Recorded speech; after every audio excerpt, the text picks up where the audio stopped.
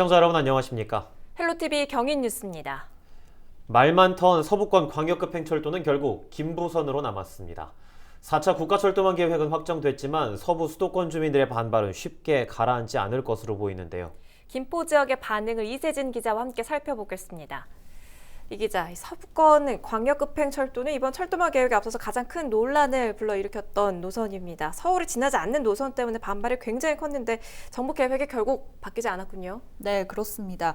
뜨거운 논란 속에 있었던 GTX D노선, 이른바 서부권 광역급행철도는 결국 김포에서 부천까지의 노선으로 확정됐습니다.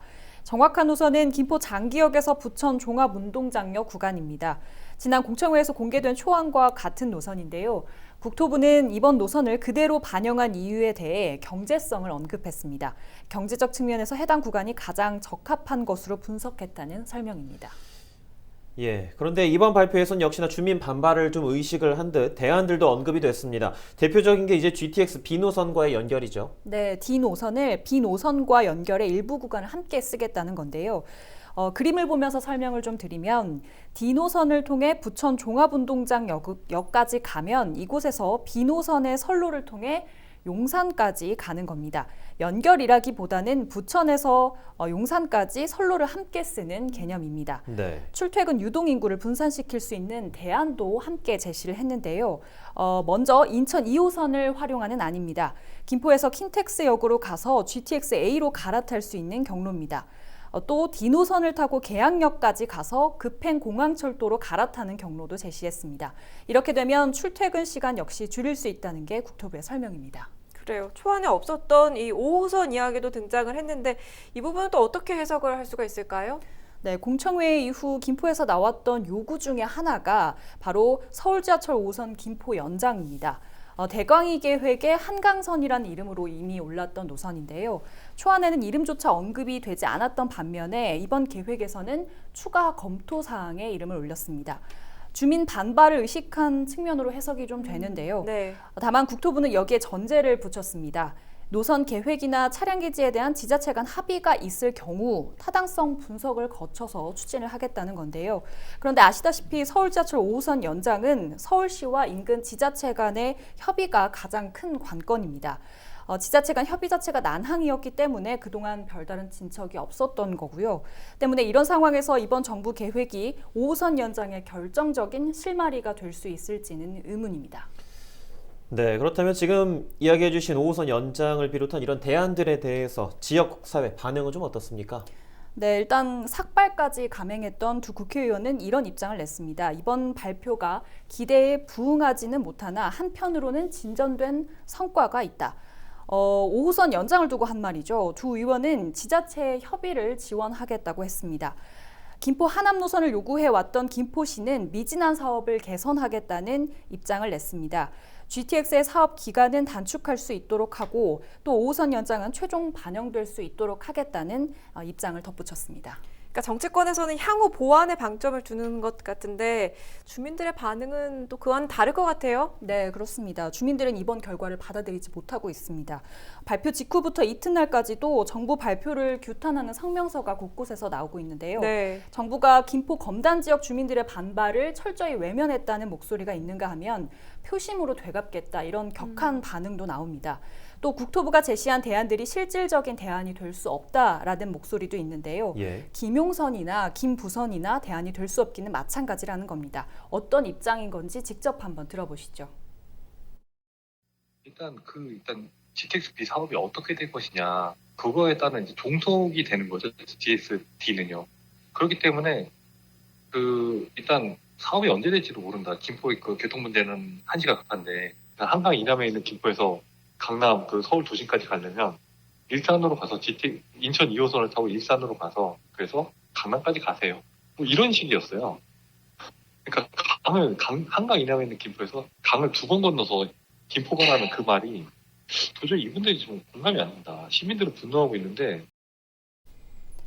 네, 이런 주민들의 분노는 곧 행동으로도 이어질 것으로 보입니다. 이번 주말에도 김포에서 대규모 차량 집회가 열릴 예정인데요.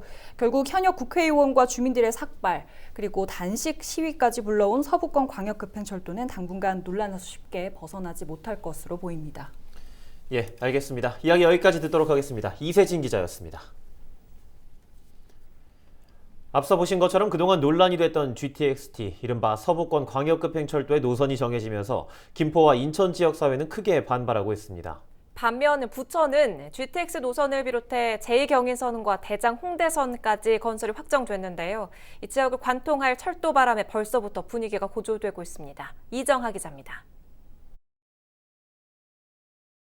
21.1km에 달하는 서부권 광역급행철도 노선. 서울 강남권 연결 대신 김포 장기부터 부천 종합운동장역까지만 있는 계획이 확정됐습니다. 여기에 서부권 교통 편의를 위한 대안이 함께 나왔습니다. 사업자 협의를 거쳐 부천 종합운동장역에서 GTX B선로를 이용해 여의도, 용산 등 서울 도심권과 연결하겠다는 구상입니다. 계획대로라면 부천은 앞으로 2개 광역철도 노선의 관문이 됩니다. 그러면 좋죠. 편리하고. 김포까지 가는 거잖아요. 아무래도 있으면 좋지요. 부천 종합운동장에서 간다고 하잖아요. 뭐 얻는 것보다 100배 낫죠. 전에보다 좋아질 거는 확실하니까. 김포, 인천과는 분명하게 희비가 엇갈리는 부분입니다. 이로써 이곳 부천 종합운동장역 일대가 수도권 교통인프라의 새로운 중심축이 될 것으로 보입니다. 부천 시민들은 환영의 입장을 밝혔습니다. 편리할 것 같죠. 기대가 많이 되는데요. 되게 좋다고 생각해요. 서울과 부천 옥길 등 경기 남부, 인천을 관통하는 제2경인선도 4차 국가철도망에 포함됐습니다.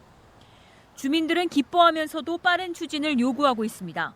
지하철만 생기고 나면 아마 날개를 달지 않을까, 옥길이. 뭐 지금 만약 결정이 나도 한 10년 정도 기다려야 되지 않을까요? 근데 그게 조금 더 이렇게 앞당겨졌으면 좋겠다는. 또 대장 홍대선 역시 최종 확정 계획에 이름을 올리면서 부천 지역 곳곳에서 철도 신설에 대한 기대감이 한층 더 부풀고 있습니다. 헬로티비 뉴스 이정하입니다. 인천 지역 관련 철도 노선도 이번 4차 국가철도망 구축 계획에 상당수 포함됐습니다.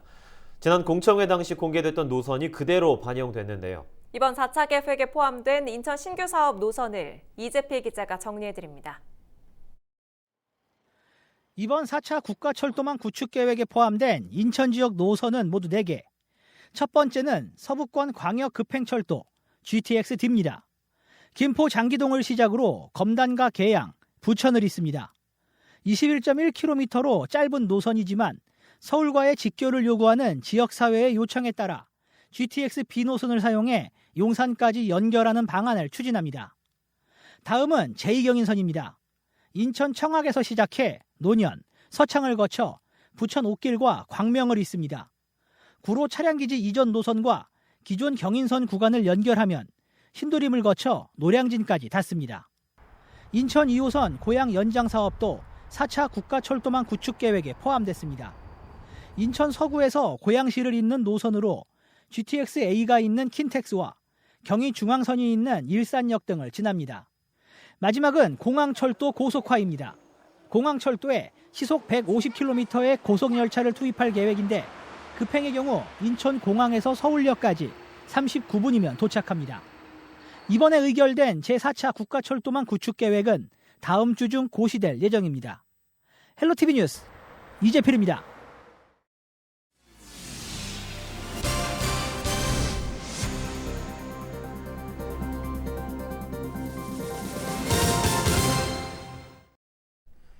민선 7기 부평구의 공약 이행률이 89%인 것으로 조사됐습니다. 부평구는 지난 29일 구청 대회의실에서 민선 7기 3년차 구청장 공약사항 추진 상황 보고회를 열어 6개 분야 36개 공약사항의 추진 상황을 발표했습니다. 부평구는 36개 공약 중 완료 18건, 정상 추진 17건, 폐기 1건으로 공약 이행률은 89%라고 밝혔습니다. 굴포천 생태하천 복원과 미군기지 반환 등 현재 추진 중인 17개 공약 사업도 임기 내 목표를 달성하기 위해 총력을 다하고 있다고 덧붙였습니다.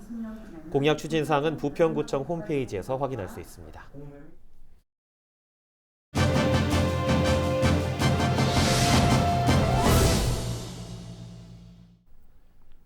시민들과 함께 지역 공동체의 힘으로 기후 위기를 극복하는 방법을 찾기 위해 인천시의회 그린 뉴딜 연구회가 나섰는데요. 조선희 인천시 의원과 이야기 나눠보죠. 의원님 안녕하십니까? 네, 안녕하세요. 정의당 비례대표 인천시의회 문화복지위원회 소속 조선희 의원입니다. 반갑습니다. 먼저 인천시의회 의원 연구단체인 그린뉴딜 연구회 소개해 주시지요. 코로나19로 인한 기후위기와 돌봄 공백 체감도가 높아졌잖아요. 그래서 그린뉴딜 연구회는 기후위기와 불평등에 맞서는 그린뉴딜 정책이 지역 기반형으로 추진되어야 하고 또 돌봄과 연결되는 문제이기에 그린, 로컬, 돌봄을 연결한 세미나 추진과 시민과 함께하는 방안을 모색하고자 구성된 의원 연구단체입니다. 김성준 의원님, 이병래 의원님, 조성회 의원님, 강원모 의원님과 제가 연구회 소속 의원이고요. 지난해 기후위기 특별위원회를 구성했는데 전체적으로 그린뉴딜은 아직 구성 단계이기 때문에 공부를 통해 인식을 맞춰가는 것이 필요하다는 생각이 들어서 연구회를 구성하게 되었습니다. 예, 그린 뉴딜 연구회의 상반기 활동 내용 또 하반기 계획도 한번 짚어주시죠. 연구회는 기후위기와 불평등 위기 해결을 위해서 그린 뉴딜 활성화와 지역경제 공동체 활성화를 위한 로컬 돌봄 뉴딜 추진을 주제로 세미나를 개최했는데요. 파리 15분 도시 들어보신 분들이 계실 텐데 우선 전환사회를 주제로 3월에 정선혜 전 서울시 혁신기획관 모시고 생태문명 전환도시 이행을 위한 전략과제 세미나를 진행했고요. 또 시의회 정책소통 페스티벌이 열린 지난 4월에는 조경두 인천기후환경연구센터장의 인천시 기후변화 대응계획과 실천과제 세미나도 가졌습니다. 5월에는 코로나 시대 돌봄이란 주제로 연세대학교 김현미 교수님과 세미나를 진행했습니다. 올해 하반기에는 돌봄 현장의 목소리를 듣는 자리를 기획 중에 있고요. 인천시 온실가스 감축계획 연구 용역이 진행 중인데 이를 시민들과 함께 듣고 평가하는 자리를 가질 계획입니다.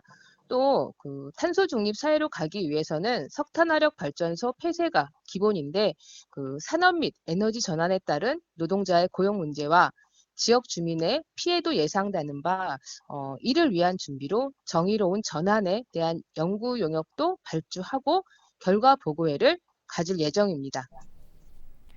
네, 그리고 의원께서는 최근 본회의 시정 질의에서 인천 탄소 중립 핵심 과제에 대해 제안한 바 있는데 이 내용도 설명해 주시지요.